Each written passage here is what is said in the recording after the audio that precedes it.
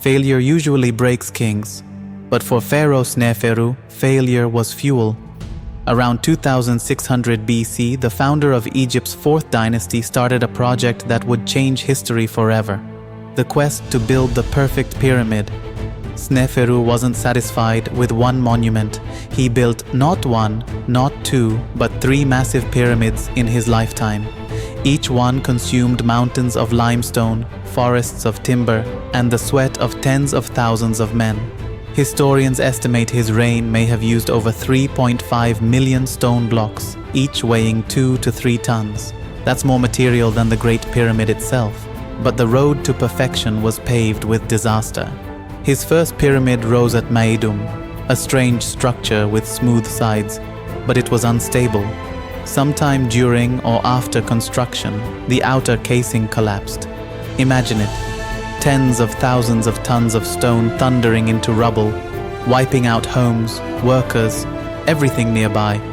The ruins are still there today, a broken tower in the desert, a scar on Sneferu's reputation.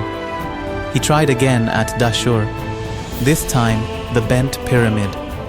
At first, it soared at a steep 54-degree angle, but as it rose, cracks tore through the structure. Engineers panicked. They reduced the slope to 43 degrees, leaving the pyramid permanently bent, like a monument broken at the waist. It was a humiliating sight, half bold, half broken.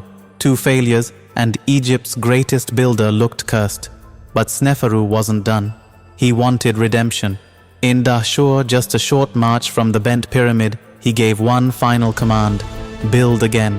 This time, don't chase height, chase stability. The slope was set at 43 degrees from the start. The base stretched 220 meters on each side.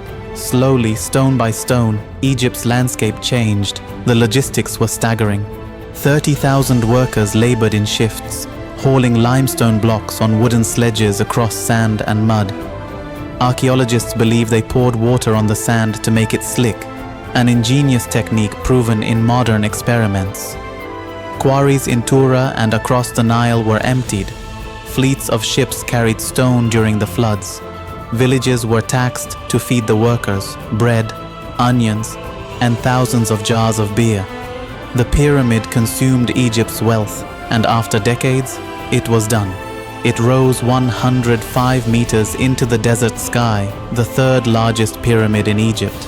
At sunset, its reddish limestone casing burned like fire, giving it the name we know today, the Red Pyramid. For the first time in history, Egypt had a true pyramid.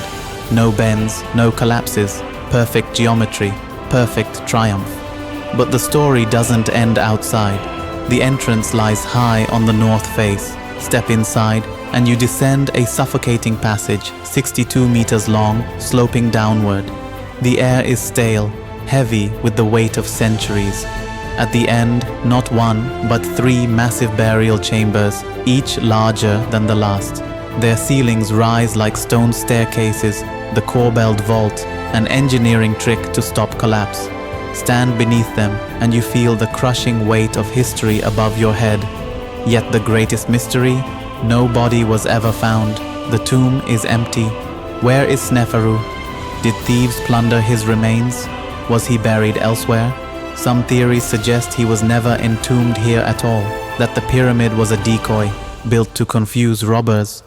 Others say his mummy simply rotted away, lost to the desert air. A king who built more pyramids than any other pharaoh, and yet his body has vanished. This wasn't just architecture, it was obsession.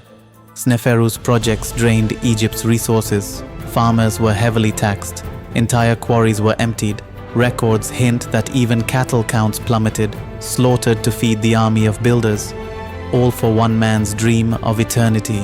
By today's numbers, his pyramid projects would have required the labor equivalent of billions of dollars.